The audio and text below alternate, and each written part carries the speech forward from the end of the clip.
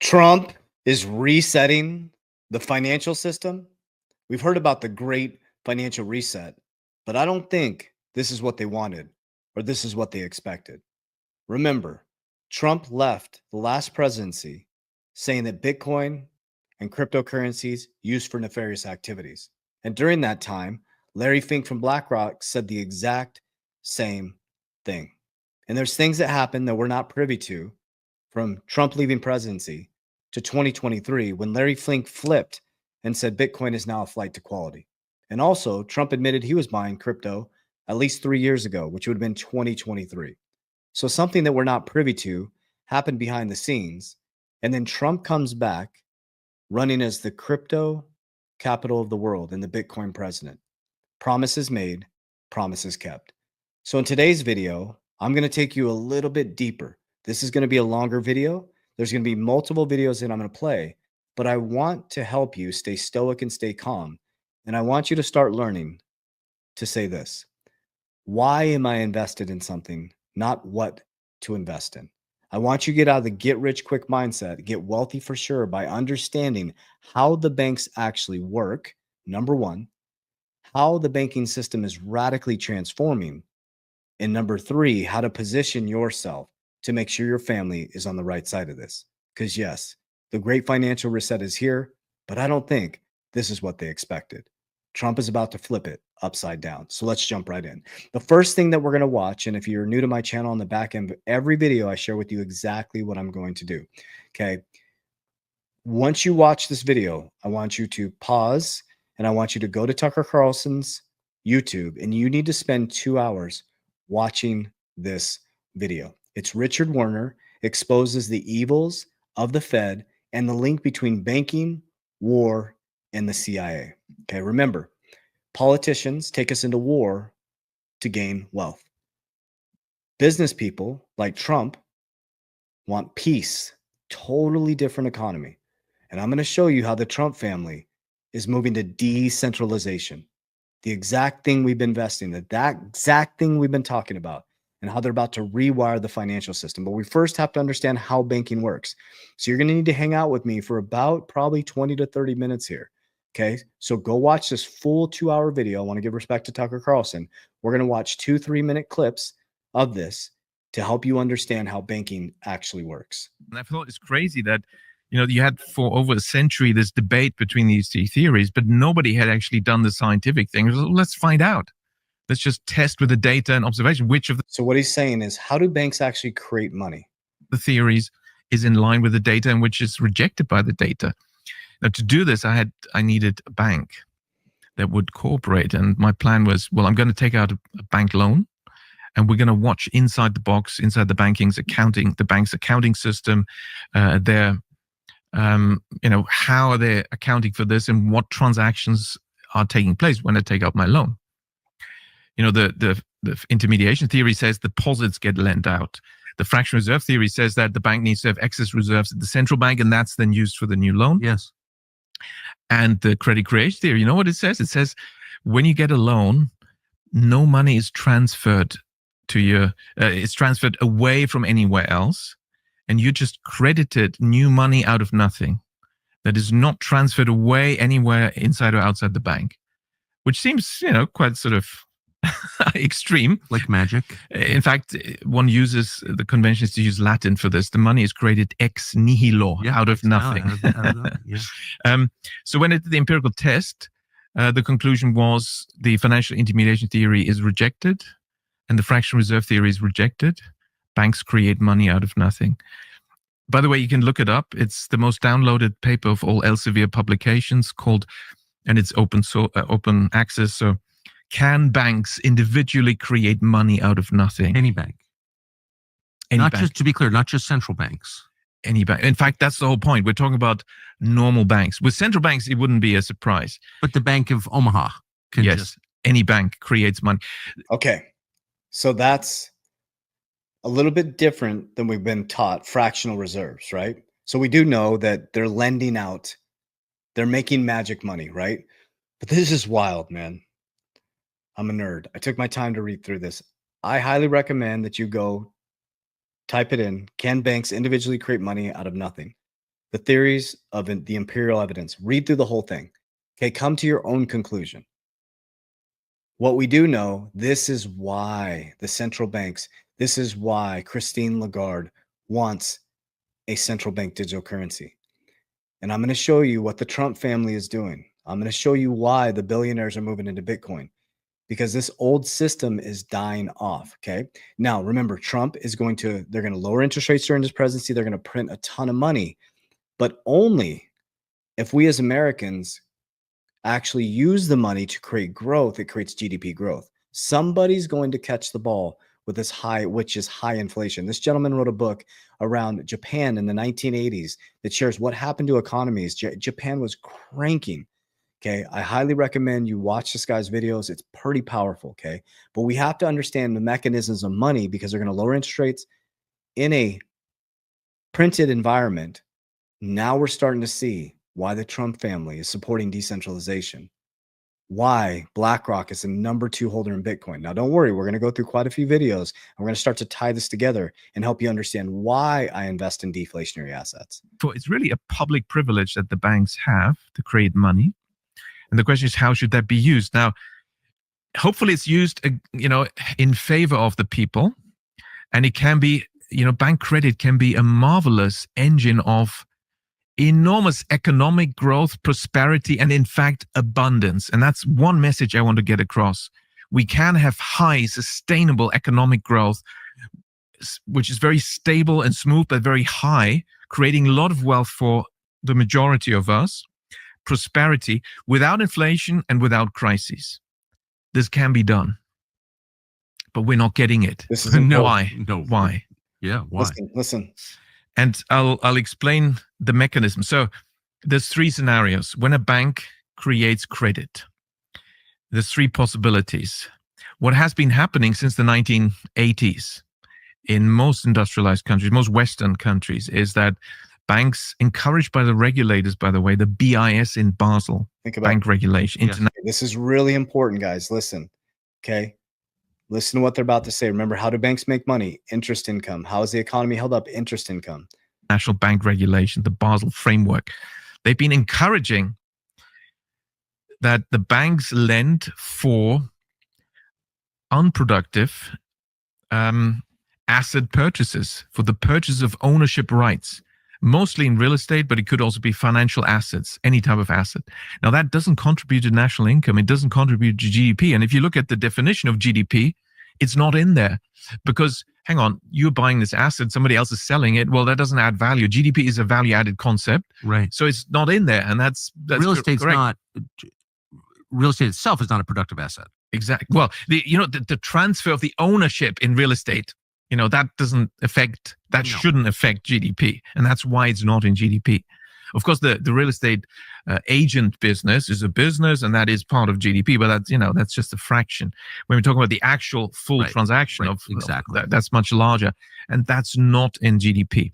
So when banks lend for asset purchases, like real estate purchases, financial asset purchases, because it's money creation, it has an impact. Now, what impact is that? Let's look at Japan, 1980s. The banks were doing what? They were lending massively to people to buy property, real estate.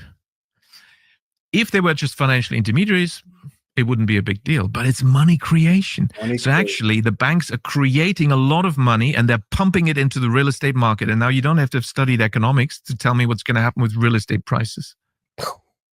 When all the banks are creating new money and they're pumping it into the real estate market through their real estate lending. What's going to happen is what's happening in the United States, where real estate becomes unaffordable. Exactly.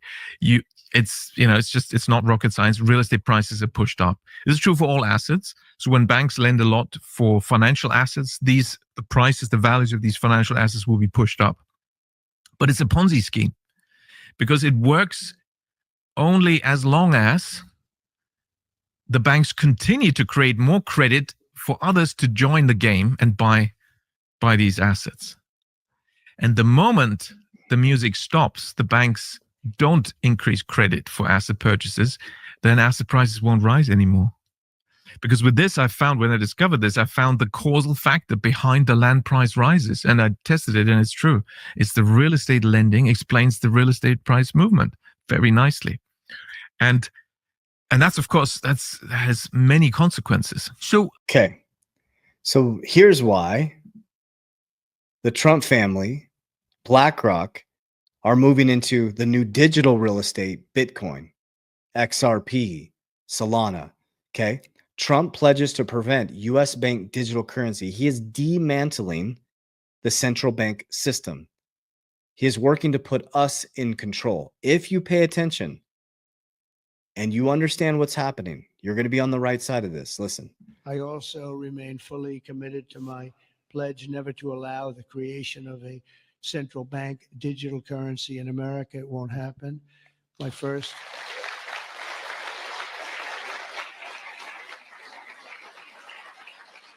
Thank you. And the other night, I will say, with some of the congressmen and women, they wanted that so badly. That was so important to them. I was impressed that they knew what the hell it was, to be honest with you. Please, sir, please, the central bank digital currency. Well, you have to make sure, sir. And I'm saying, what do you know about that? It's amazing the knowledge that people have gained all of a sudden. We had a lot of problems with some of them. I said, we've already got it from the Fed, right? From Commerce and from an executive order. You don't need it a fourth time. Sir, we have to get it. It's amazing. But they knew their subject, though, didn't they, huh? And we helped them out. They knew their subject. They wanted a central bank digital currency, guys. I think we're dodging a bullet. So let's just, we have to use our own logic. Listen. My first week in office, I signed an executive order to ban the creation of a CBDC in the United States. And very soon I look forward to signing legislation that will codify and ban make it a permanent law, put it in permanence. Okay. So he wants to ban a central bank digital currency, which is fantastic. Okay. We're going to keep going with this. Howard Lutnick. Okay. This was 2 months ago. This is him. He is now the Commerce Secretary for the United States, who is always right next to Trump. He's going to be a billionaire in Bitcoin. He owns Cantor, which gives Bitcoin loans to crypto companies. He teamed up with SoftBank. They're now competing against MicroStrategies, Strategy B, formerly MicroStrategies, to be a Bitcoin treasury. Listen to what he says about Bitcoin. It's a commodity. And once you embrace the concept of a commodity, you'll see how beautiful that is and how that fits into almost every thoughtful box, right? No one stops someone from selling oil from one person to another. No one should stop someone from selling Bitcoin from one person to another, using Bitcoin, however they want to do it. You want to put it on an exchange? Fine, call it a commodity exchange. But let's understand that Bitcoin, if it's treated like a commodity, is the freedom that we all who are watching this podcast, we all look for. Understood. Okay. The freedom we all look for. But 5% of the supply is gone, and most people can't even afford Bitcoin. Like, think about this, guys. Just in 12.5 trillion BlackRock. Now, I'm reporting this earlier. This was posted last week. Says Bitcoin is having a great year as the U.S. becomes the crypto capital of their world, in a letter to investors. I showed you this last week. Crypto holdings represent a sizable portion of Trump wealth for the first time. Look at that. In 18 months, they gained about 600 million in crypto. In about 24 months, their wealth from crypto will be more than decades in the real estate market.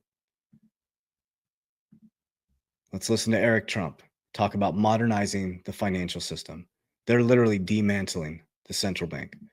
The willingness to actually look forward and realize that the modern financial system is broken, it's slow, it's expensive, and there's nothing that can be done on, blockchain that can't be done better than the way that the current financial institutions are working. SWIFT is an absolute disaster. There's not a week that goes by that I'm either trying to send out a wire on a Friday afternoon or trying to receive a wire on a Friday afternoon. You're worried if you're going to hit that 4:00 cutoff time, where you might not see your, whatever funds you're supposed to be receiving in the ordinary course of business, for another 72 hours or whatever it might be. It's insane. Why do banks work 9 to 5, with a long lunch break, Monday through Friday. It doesn't make a whole lot of sense. It's, you could go try and get a mortgage in the United States or really anywhere else around the world. But, you and, whoever your spouse is, you could sit there for 90 days, 120 days going through and know your customer with a bank that's literally been your banker for the last 25 years, and it takes you 120 days to get a mortgage to buy a house. By the time you get the mortgage, the house that you want to buy is already gone, and your dream's already imploded. Like, this isn't modern finance. This is incompetence. Try and transfer money across the world. You want to go buy a watch. You want to go buy a car. You want to go, do whatever it is. The banks take half of that. You have currency conversion rates. You have all sorts of things. You have to find a branch bank in a country with a banker you've never spoken to before. You don't even know if they're, a real life banker or they're a fraudster. Whereas you can open up a DeFi app right now. You can open up, any cryptocurrency app, and you can send money wallet to wallet instantaneously without the expense, without the variability. Our banking system is broken. Are you paying attention yet? And hence why they created World Liberty Financial, their DeFi platform. Co-founder Trump, Eric Trump, and Donald Trump Jr. and Barron. The thing he just explained, guys, around banking systems. That's why I used my Bitcoin, my own wealth, to leverage on a DeFi platform to buy my insurance brokerage. Now, are you seeing what I'm seeing? Now, are you seeing the infrastructural change? Yes, there is a great financial reset, but I don't think this is what they were expecting. I don't think they expected that Trump was going to come in and run as the crypto capital of the world, the Bitcoin president. I don't think they thought they were going to create a sovereign wealth fund. And I don't think they thought the president of the United States was creating a DeFi platform that's completely opposite of the traditional banking system that we just watched in the front end of this video. Are you starting to see what I'm seeing? I'm now the bank. Yes, I use a traditional bank to pay our employees. We have the banking system set up. But when I get paid excess capital outside of debts and non-negotiables, I transfer that into cash flow. Once I get cash flow, I put it in deflationary assets, things like Bitcoin and XRP that have a fixed supply, just like the Trump family's doing. I put my money, excess capital, into insurance. I'm in the first position. You remember how banks make money? Interest income, fee income, and capital markets income. I'm moving my cash into first position, into a supercharged, what I call savings. We use tax code 77028. We can borrow against insurance tax-free. To what? Richest man in Babylon, to get more cash flow, to buy more deflationary assets, multiplying our money. And number 4 is leverage. We're becoming our own bank. What he just explained, Eric Trump, is exactly what we went through. I could have gone to the bank and spent all this time, 90 days, 120 days, trying to get a loan for my firm or my insurance brokerage. All I did was go to my Bitcoin. Once KYC was finished, everything was locked in. They know your customer. The money was in my account, and it seemed like 15 minutes. Think about that. I didn't have to fill out paperwork. I just had to have the collateral. So the first step is to understand how the banking system works. The second step is to understand that cash is inflationary. The third step is to understand that they're about to print the living shit out of your money. And if you think the real estate market's going to pump, they just proved it. If people are just buying a new home and transferring homes, nothing happens. We need GDP growth. We need growth in the economy. But that's a positive thing. Trump is not worried about the public and private sector coming together. You're going to see massive growth in your economy. Now, when you get that growth and you're paid in someone else's debt, the fiat system, you want to learn to transmute that wealth. That's exactly what I'm trying to explain to you guys. And I thank you if you've been here this long. Those are some longer videos. It's not exciting stuff. And I challenge you to go read that PDF. Can banks print money out of thin air? And I challenge you to understand fractional reserves and credit-based reserves. Guys, the system is broken. The system is rewiring. The system will never be the same. So what you're experiencing is an infrastructural change from Web 2.0 to Web 3.0, industrial to technical, a broken archaic banking system to a faster distributed ledger technology on-demand liquidity system. And you're transferring from an earth industrial paradigm to a quantum paradigm. So the question I have for you is, in 2030, Will your kids look back and say, my father, my mother, my head of household was a legend because they locked in, they got dialed in spiritually, mentally, financially, and physically, and became a legend? Or did my father, head of household, or my mother sit on their hands and watch the greatest wealth transformation in history pass them by? The ball's in your court. As we always say, Warriors, rise, get your shit together. God bless you.